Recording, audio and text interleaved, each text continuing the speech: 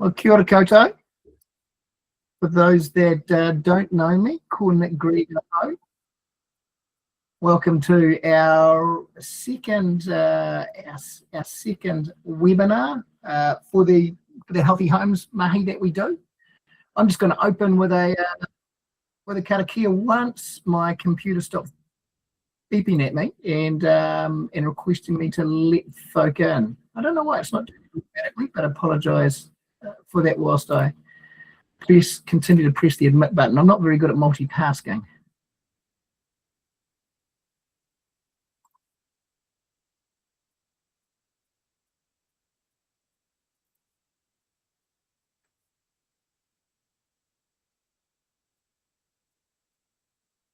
Right, we will pause it there, and I'll open with a karakia. E anore he kororia ki te atua, he mongorongo ki te whenua, he whakaro pai ki ngā tangata katoa, hanga i te atua hei ne kauhau, ki roto ki tina o mātou, whakatongi a tō wairua tapu. Hei awhina hei tohu i a mātou, hei ako oke hi ngā mahi mo tēnei rā. Aki. Ameni. Ameni. Thanks for joining us. I hope I get to fill up your kitty with this webinar on overheating, and it's a I don't know what it's like in your neck of the woods at the moment, but the last week has been fairly warm and uncomfortable. So this topic is particularly relevant to us, and it's going to be even more relevant to us when we get back into the new year and we get into those warmer months of January and February. And the whānau that you're visiting are not really interested in the cold, they're interested in the warmth and the heat, and asking you a bunch of questions about that. So I am hoping to equip you with that information. So for a few of you that have got your cameras on, are you able to just give me a thumbs up that you can hear me? Am I coming across okay? Just checking in. Excellent, thanks Shannon. Ka pai. And thanks for those other thumbs. Now I'm going to just bring up our presentation.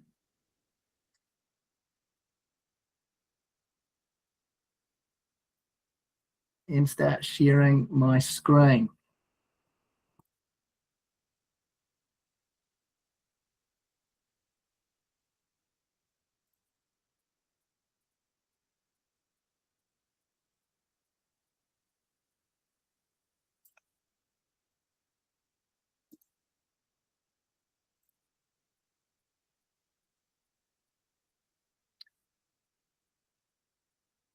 Right, how is, if I can get a thumbs up, can everybody see that screen okay? Excellent, thanks Vanessa. Brilliant, right, we'll start we'll get the show on the road. So I've titled this Overheating, and I've got the subheading there, comfort versus health. And so as we go through this, and as I talk about this, I just want to talk about comfort versus health. We are in the mahi of looking after people's health, and it's important to discern with overheating that there is a lot of discomfort, and that can impact our health. But we know with colder environments, we know that temperatures below 16 degrees are going to have a physical impact on our health, on our lung system and our cardiac system. And what I want to explore here is the discomfort of heating versus the health impacts of heating. And then I want to talk with you and share with you what can we do about that. Just before I am going further, I just want to acknowledge the information that I'm getting to share with you comes from HPA. And so for all of those that have done their HPA training, you'll be familiar with that education, and also with brands. And so brands are the Building Research Association of New Zealand, and they provide a whole bunch of this knowledge and information through to HPA, the Home Performance Advisory Education Service. So just to state the obvious, as you'll all be aware, New Zealand homes are getting warmer. and some research done recently by brands, and they're still seeking to finalize that, which they conducted over 2023, 2024, and it's still ongoing at the moment, 2025. They have been comparing temperatures in homes that they've been researching with those that they visited, not the same homes, but they visited a cohort of homes in 2006, 2007. The temperatures being reported are 6 to 10% warmer than 20 years ago, or 1.3 to 2.1 degrees. The upside of that is that that's good in winter, and that's what we're wanting. But there's also some carryover into summer. I can't break that down as to what does that look like, summer versus winter for you, but our homes are warmer. And but within the study, 70% of those in those homes reported that the homes were warmer than they would have liked. 58% of Auckland bedrooms in the study were found to be overheating at night above 26 degrees. So that's a big portion of that of the study. 58% of Auckland bedrooms were overheating. Temperatures above 26 degrees heading into the evening. In most cases, we are, the research found that we're still focused on comfort rather than health effects. That 26 degrees is uncomfortable. It is not a good sleeping temperature. It is going to impact our sleep, but it is not going to cause us physical health issues. Just going to pause here and just trying to let some more folk into the meeting. Katie set this up, so unfortunately I'm having to drive this myself.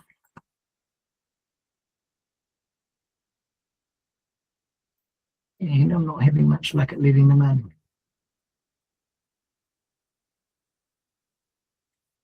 Bear with me while I stop sharing for a moment and try and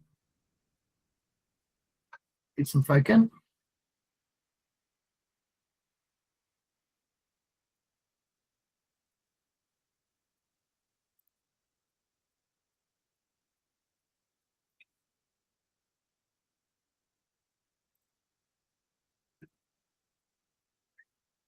Okay, sorry about that interruption while I let a few people in, and we'll get back to screen sharing.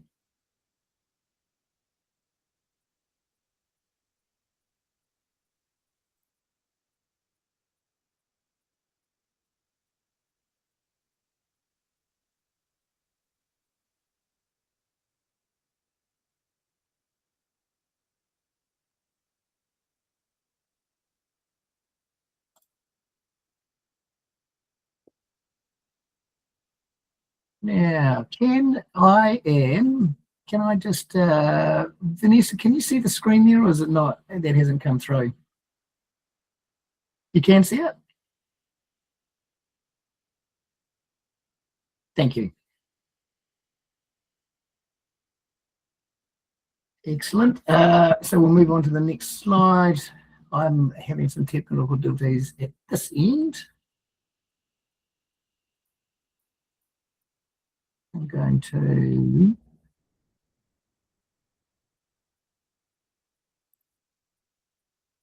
look at this.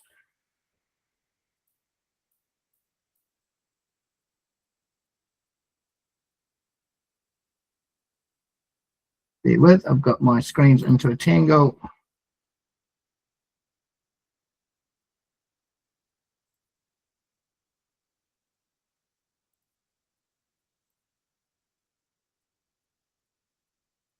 We'll start this again.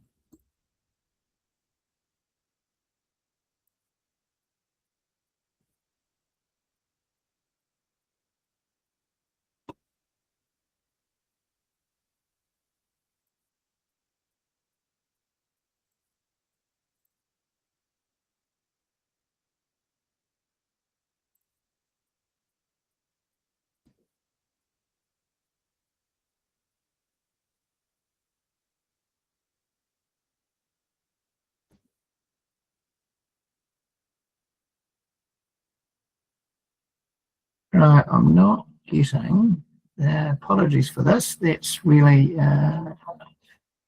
interrupting. That has mucked up the flow, and I'm not getting what I want on your guys' screen.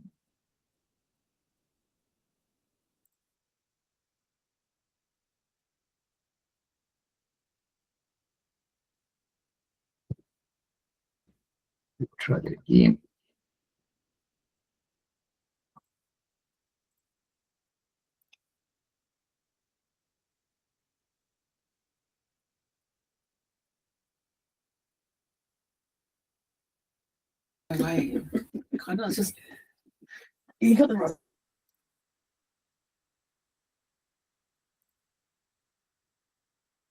There we go. Bring that back to where we're at. Thank you for that acknowledgement. So what's going on? We've talked about the homes getting warmer. According to research, the climate is also getting warmer, and we know that we see a lot on the a lot in media about climate change, warmer temperatures. We've also got, and you'll all be familiar with this, poor orientation of our homes. Most of our homes are orientated towards getting access to the home. When you're going into a home, the first thing I will do when I'm looking at a home and I'm walking up the driveway is I look at the exterior of the home, I look at shading. I'll also seek to look at where the sun is coming from. So as you're walking up to that front drive, where is the sun? Is it, and try to get used to orientating yourself. Is the sun on your back? That means that as you're walking up to the front door, if the sun's on your back and it's midday, it's going to be north facing. So what's the orientation of the home? Is it getting the sun all day round, or not? And we've got a lot of homes in New Zealand that are heavily orientated, i.e. they get a lot of sunlight on the western side of the home. That's a real issue in summer. There's a lot of that western sun coming into the home. We've also got poor window designs. New Zealanders love to see the view, and we have very large glazing, lots of windows, and that means that in the summer that's causing us a lot of issues. A lot of the new builds and a lot of the KO builds are built in environments where they're not orientated correctly. They're orientated towards getting access to them, and they're trying to fit a number of homes onto a parcel of land. And the window designs are often too large on the western side. We've got a lack of eaves. Eaves are the part of the home where the roof extends out over the edges of the home, and this helps prevent sunlight coming into the home. And in summer, where there are no eaves, we're going to get sunlight coming into the home at the hottest time of the year, and that's typically on the northern side, but also the western side as well. We've got a lot of sunlight time, like right now in summer on the western side of the home. That sun will be coming through the western windows for a good 4 to 5 hours. That's a lot of sunlight. There's poor insulation in our homes. Insulation impacts us in summer and it impacts us in winter. And alongside that poor insulation are curtains. We talk lots about curtains, and then there's poor behaviours around those curtains. In the winter, we want to open the curtains to get the sunlight in. In the summer, we need to drive our curtains so that we are preventing the sunlight coming in if our home is overheating, especially I'll go back to the western side. We've also got insufficient ventilation. So a lot of homes been shut up during the day and then the night as well. Security reasons, they're shut up during the night, but they also shut up during the day, and we might be working, or we're trying to keep the sun out, and so that means that there's not good air change going on into that home.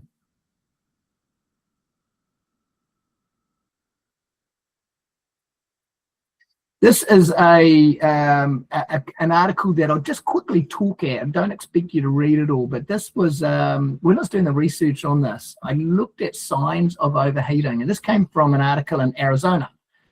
Arizona's fairly hot, often getting temperatures above 100 degrees Fahrenheit, which is getting up there in that 30-degree range Celsius. And it says, listening to how your body responds, there were 7 things that they were talking about that might indicate overheating is going on. So when you're visiting a home and you're going, is this a discomfort issue or is this actually a health issue? Some of these aspects might help. Tingling skin. Symptoms of heat stroke and heat exhaustion can include goosebumps. Funny. I always thought goosebumps were associated with a cold, or tingling skin. Headaches. Headaches is a common one for when people are getting dehydrated. Weakness and fatigue. We all will face that if we're in a hot environment. We're starting to feel weak or tired. And but that can then, repetitive cases of overheating, that can lead to increased anxiety or agitation. Actually getting sick, nausea, is a clear sign that you could be experiencing heat stroke. Changes in our heart rates. So as our body is seeking to cope with higher temperatures, then we will start to sweat. And then once our sweating is not doing what it needs to do and cooling us down, our heart rate will start to increase. Dizziness. If we start feeling dizzy, it could be due to heat. And sweating profusely, or worse than that, is actually not at all. Sweating is designed to help regulate the body's temperature. And if you're sweating profusely, you're dehydrating quickly. And if you're not sweating at all, you could be in danger of overheating.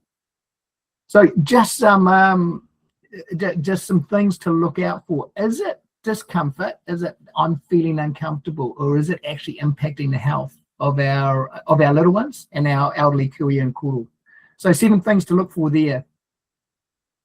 Also, when I was doing this research, I was trying to establish, there's not a lot of information out there about, well, what temperatures is it a health risk? And what temperatures are we physically starting to suffer? And this article talks about at 32 degrees, that's when, generally speaking, it differs for everybody, but at 32 degrees, our body is going to start to sweat. And so that is I'm needing to cool down. Now, remembering that our body operates at 37 degrees. At 40 degrees, the researcher was finding information that at 40 degrees and 50 degrees, then we are starting to get into the upper limits where it's starting to impact our heart rate. And it was generally felt that 40 degrees to 50 degrees is the upper zone. And they talk about being thermally neutral, i.e., where is our body's sweet spot? And our body's sweet spot is generally operating between that 27 and 32 degrees. So 32 degrees, we start to sweat. Above 40 degrees, our heart's having to kick in. And then that's got negative consequences. So just gives you some perspective. How hot is too hot?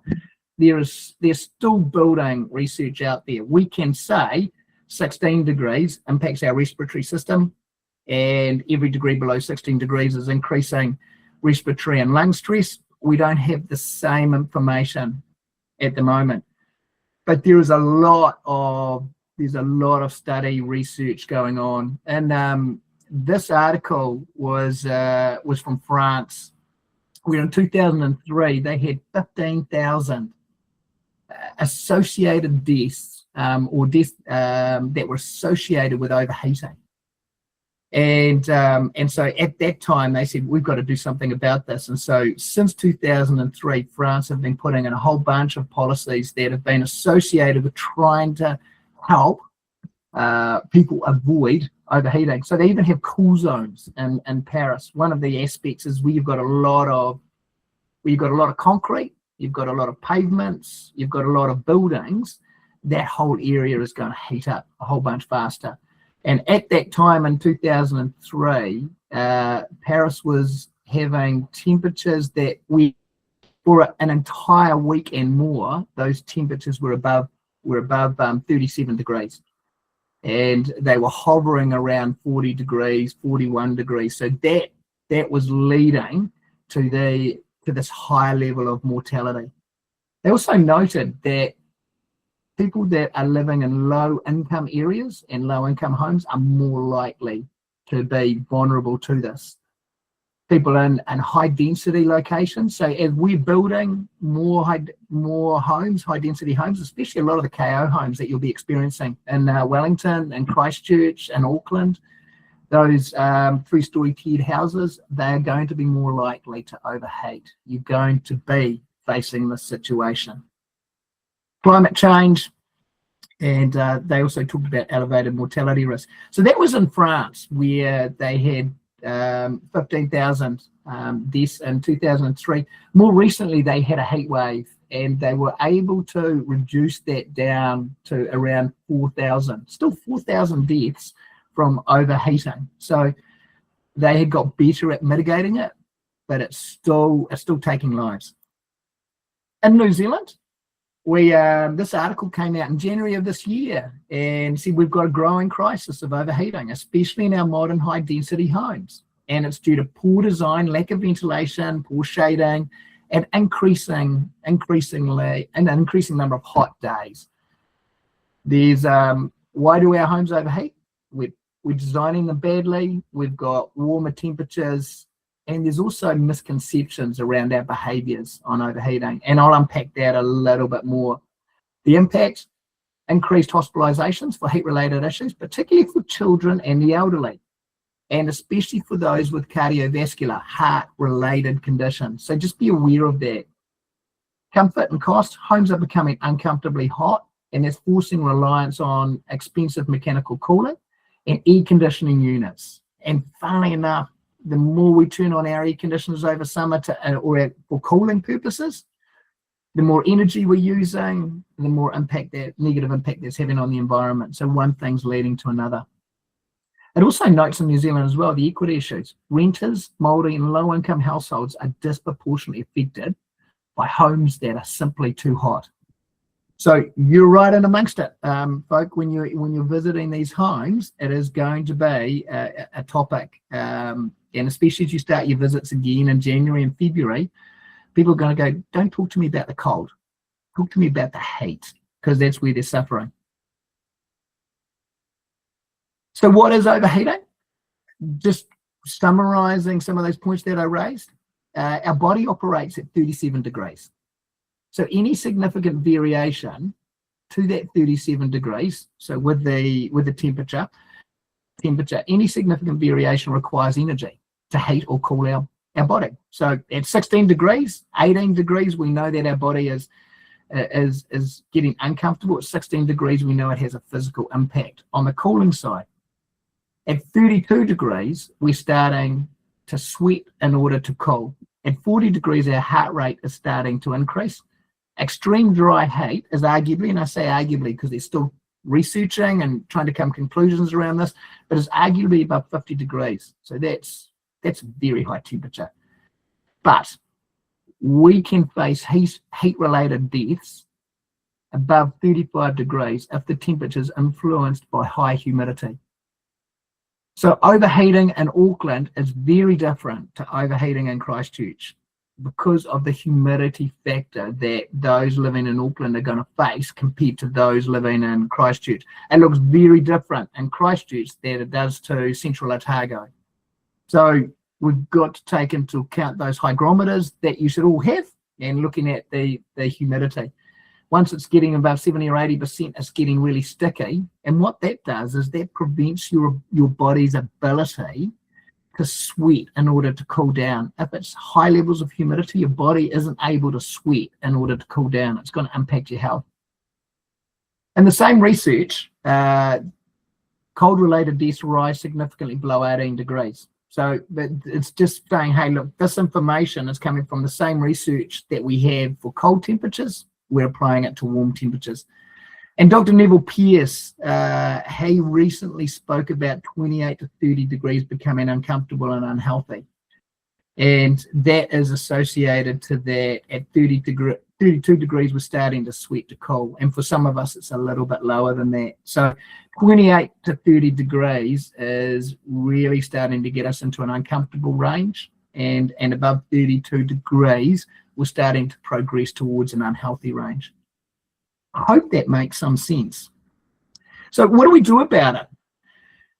Ideally, we want to prevent overheating without the need to artificially cool our homes. And so when I'm saying that, I'm saying, what options do we have before we are forced to close up the home and turn on the cooling function of our heat pumps? It's tempting to say that our heat pumps, when they're cooling, are air conditioning, but they're not. Our heat pumps do not bring in fresh air from the outside and cool it down. Our heat pumps are cooling down the air in our homes, and as they cool down the air in our homes, they're not bringing fresh air in. So if that classroom, for example, with 40 little children in it, it's got a heat pump on it and everything's closed up in order to keep them cool, those 40 children breathing out carbon dioxide is going to start to have an impact on their awareness and their wakefulness. And the same thing will happen in our home. Is running a heat pump on cool and closing up the home is not an ideal solution. It cools everything down, but we get more tired. The air gets more polluted because we're breathing out carbon dioxide. So what can we do without the need to turn the heat pump on to cooling and also having to pay the money to run it on cooling? The Sunday before last, we had a really hot day here in Tauranga, and I was tracking the heat pump on as my wife turned it on for cooling purposes, and it certainly spiked on my energy bill. So it does have a cost that is it actually costs more to run the heat pump on cooling than it does on heating for a heat pump. First thing is insulation. Just thinking when you're in homes, looking at how, for winter purposes, how do we keep it warm? Well, insulation is also really important for keeping the heat out. And so you can see on the left-hand side of the diagram, when you've got insulation in, you're able to keep the home inside cooler. Now that insulation is also relevant to the same thing, good curtains and rails. I was at my daughter's place in Christchurch. They had a 30-degree day. She wanted to keep the baby's room cool. She had reasonable curtains, but they weren't double layered, and she had a gappy rail. And I said, just roll up some towels, put them at the top of that rail, and so that will stop the heat shining on the window and then coming into the home through the gappy rail. And I said also pin up some sheets to the back of the curtains because they weren't double layered, and that will stop the convection heat. So that will stop the warm air carrying heat from coming in through the window as well. So good curtains and rails help. Internal shutters, they're becoming increasingly common, and that should be something that KO or people building new rental properties should also be looking at, as internal shutters for those areas around the kitchens, and that will also help to insulate the inside of the home and slow the heat gain. Preventing overheating without cooling. Many of the homes that we're visiting are already built. There's not a lot we can do about their eaves, but it is important for you when you're walking up to a home going, does this home have good eaves? And ideally, it should have a 600mm eave. That may not mean a lot to you when you're visiting the homes, but is the roof poking out over the home so that in the summer period, it's not getting a whole lot of sun from the northern sun. It will still get it from the west because the sun is lower in the sky in the west in summer, and it's still got a lot of heat in it. But we're wanting to make sure it's got good eaves. So when you're looking at the home going, does this have any eaves at all? Or is it one of those plaster clad homes that's just where it's got no eaves and the sun's just coming in?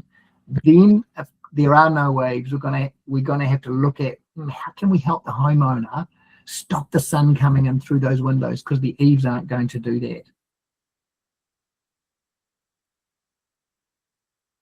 Here are some pictures of an increasing number of ways that people are looking at shading So putting shading options to stop the sun coming through into the windows. So there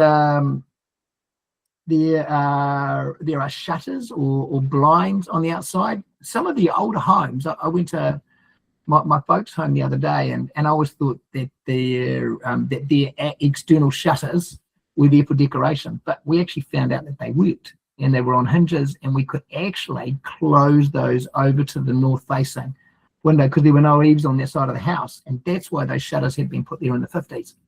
So old school shutters or blinds, and you can see on the far left there just a rollout blind stopping the sun from coming into the home, which is ideal. If we can keep it out, that's stopping that radiant light with the infrared energy coming into the home. That is ideal. So there are an increasing number of opportunities there, and if you're providing advice to homes, that's can they access something that is lower costs and where they can just put some material even over those windows. The downside is it stops the light coming in, and it feels a little bit like a dark cave. So that's a challenge. But if we can stop the warm air and the infrared from the sunlight coming into the home, it's a big start. People have asked me about window film and this temporary window film that one can purchase or buy, and you put it on the outside of your window and you stick it on there, and it reflects the heat. It helps in reflecting the sunlight that's coming into the home. So it's helping and reflecting the sunlight that's coming into the home. But the warm temperature outside, the ambient temperature, let's say it's 30 degrees, that warm air is still going to travel through your window space. It's still going to travel through that film. So it will stop the radiant heat from the sunlight from heating up your home, but it won't stop the warm air coming in through the window. We need to insulate the windows, good curtains for that to happen. So some other tips. The top left photo is in my lounge there. We've got these ceiling fans, and they are just mint. We have a 2-story home. We would really suffer without these ceiling fans. We can use them on one cycle to pull the warm air into the home, or we can use them in summer to push the warm air out. And so in that top left photo, we've got the door open, and because heat is naturally rising in a 2-story home, we're seeking to get that fan on and push that warm air out through that sliding door. The next photo to the right of it is a bedroom ceiling fan, and I've got 3 arrows there. 3 things going on there. We've got the fan going, which is trying to push the air down and out. We've got the window open for it to go out of, but we've also got shutters on that window, and so when the sun is coming in through that window, we will shutter that window up, and we will open another window to try and get the air out. And we've also got nettings there to try and reduce the amount of sun gain, but still enjoy some sunlight into that room. The bottom photo is just a wee trick of putting a fan on the south side or the shady side of the home and blowing that in so that it's drawing that cooler air from the shady side of the home and trying to push that into the home. Air movement lowers our skin temperature by 1 to 2 degrees. So air movement is lowering our skin temperature by 1 to 2 degrees, and so that is providing a cooling effect, even though the air temperature is still the same. How it's interacting with our skin has a positive impact of lowering our feeling, or 1 to 2 degrees. So yeah, I've just mentioned there. Also, you can just use the heat pump fan as opposed to actually putting it on coolant, and use the heat pump fan to try and circulate and move air through, opening as many windows as you can if the temperature's a bit cooler outside. So that's especially important for nighttime. If it's really warm outside above 30 degrees, then we're going to be more inclined to shut up the home and try and just get some airflow through from the shady side of the home. This is, I've mentioned that opening appropriate windows on the south side, getting some really good airflow going through, even at 30 degrees. And I saw Mel here on the call. We had the Te Ikaroa regional Poe the other day down in Hawke's Bay, and it was I felt it was a delightful 30 degrees outside. So it was really hot in the area that we're in, but we had doors and windows open, and it was a little bit harder, but it was still doable. It wasn't so hot that we were some people might have felt as though they were melting, but I thought that 30 degrees outside was just tolerable. Personal preference there, though. Many of our floors, if they're built on concrete, and if that concrete is exposed, we call it thermal mass. In the winter, it's great to have the sun shining on that concrete. It stores up the heat, a little bit like if you lie on the concrete after you've got out of the pool, it's releasing that heat, and it's really good in the winter. It releases it at night. It acts like a heat battery, storing up heat from the sun. But in the summer, the way that it works is ideally if we've got eaves, we're not getting any sun on that concrete. If you are visiting a home and the sun is shining on that concrete, if that concrete is exposed to the sun, what I'm recommending is put a mat or put a piece of carpet over it so that it is actually not storing up heat from the sun. What we want that concrete to do inside the home is to actually pull the heat out of the air, which is what it will do. Is let's say the air is 28 degrees in the home and the concrete is still 16 or 17 degrees, it will be absorbing heat from the home. It will be having a cooling effect. But at night, it's going to re-release it.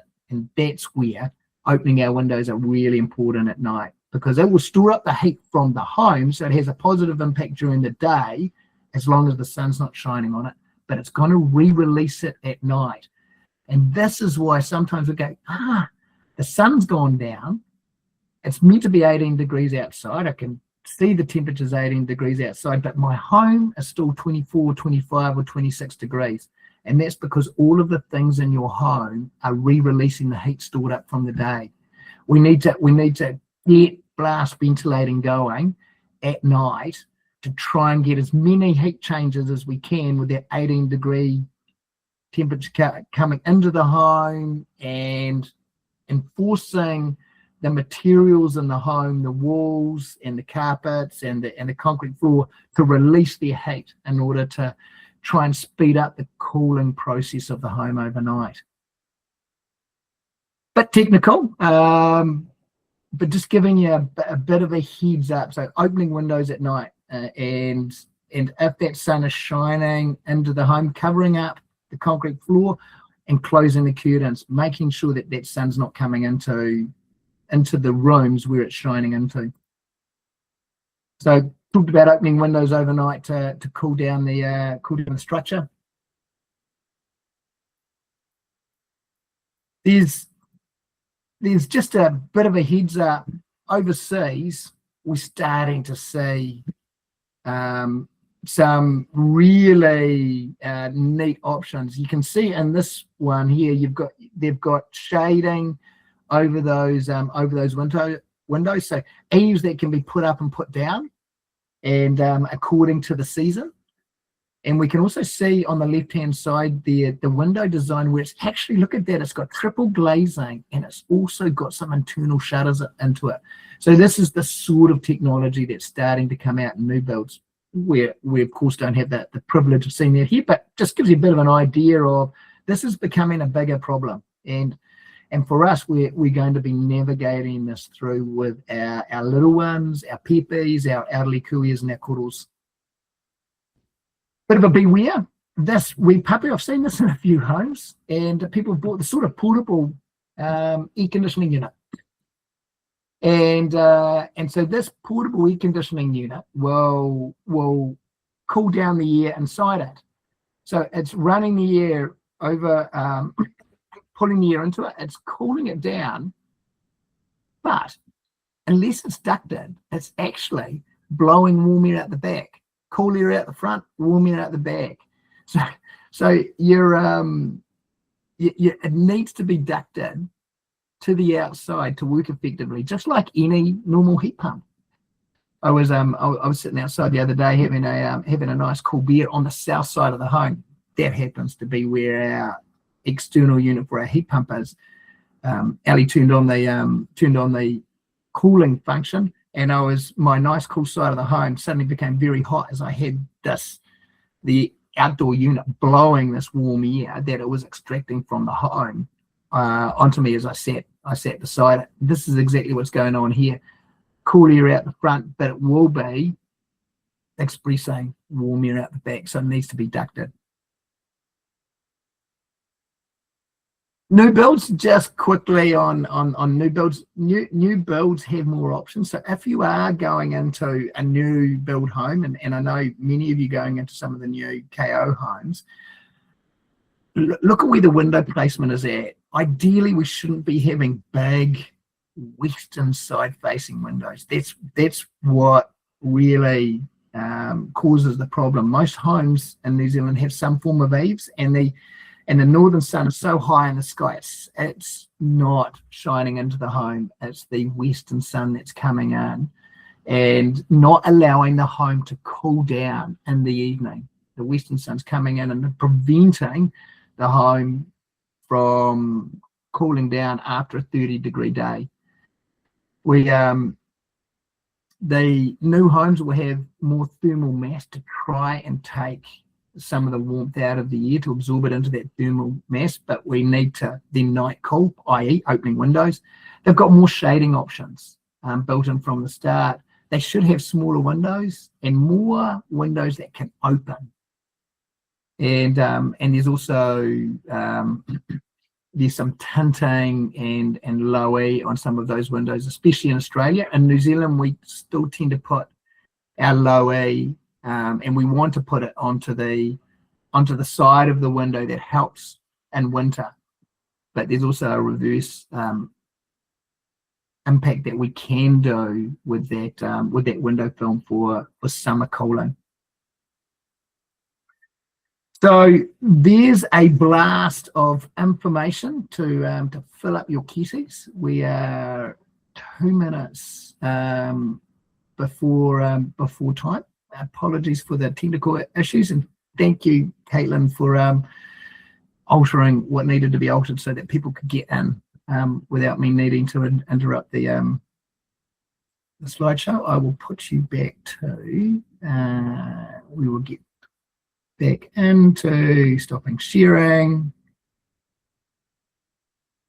and I can see some of your wonderful faces.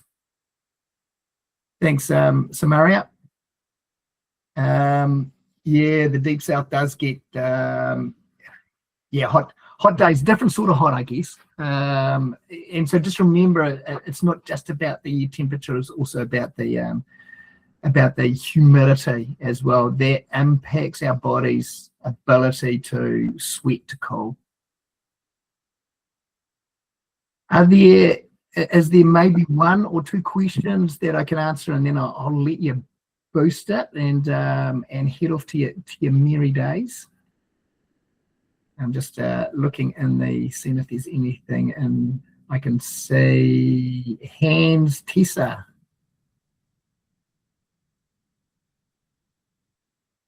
Have you got your mute on, or?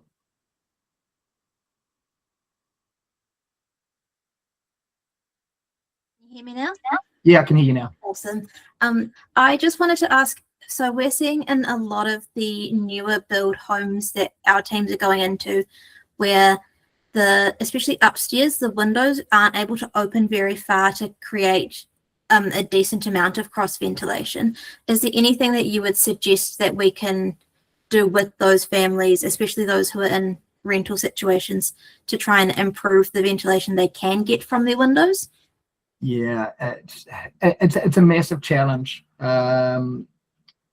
And really it is, if they're in a multi-level home, then depending on security, and again this is a challenge, but ideally opening some of those windows or doors downstairs and opening them so that those limited windows at the top are working more effectively, and you're getting that cooler air from downstairs being pushed up to the top. But yeah, it's a real challenge, Tessa. In a lot of the rental properties, I've seen at least one window in most rooms where you can open it a bit wider, but then it has to be above that sort of height limit that requires security stays. So other than then also just making sure that they are pulling the curtains or the nettings to stop that sun coming in, if it is coming directly into that room. Capo. And I'll just take two more. I'll take one from Kate and I'll take one from Celia. Kate. Kia ora, Nick. Just a quick question around the insulation of the windows. You know how we put bubble wrap on through the winter months? Do you find that also helps in the summer as well to keep the heat out or keep it cooler? Yeah, it will. That bubble wrap, because it's insulating the window, it won't stop the radiant heat gain, but it will stop the convection, the warm air. It will reduce the amount of warm air coming in. Yeah, cool. Thank you for that. Yeah, thanks, Kate. Celia. Yeah, my question is, because we're from the far north, we have a lot of the bugs at night. So I was advising a lot of my koe kaumātua to get the insect, and you put them over your doors and your windows. Perfect. You're absolutely right. We are in an area where you've got bugs and mozzies, and we've got the same. I've strategically put that insect netting over windows that are important to us. It's quite costly, but if you can target a couple of windows, and there's a lot of different options from magnetic strips, nettings to it's great, Celia. Yeah, thanks for raising that. Excellent idea. I also see that we had a suggestion also of you can point the fans out the windows as well to try and help move heat out. So you can try and pull cool air in, or you can try and use a fan to push warm air out as well. So that was a good suggestion. Hey, team, thanks so much for your time. Meri Karahimeti, may you have an awesome Christmas and a beautiful New Year. Good luck with your warm air heat conversations. Remember, comfort is different from heating, and I hope this has been of some help as you seek to navigate those conversations in January and February. Look forward to catching up with you on the next webinar. Ka kite.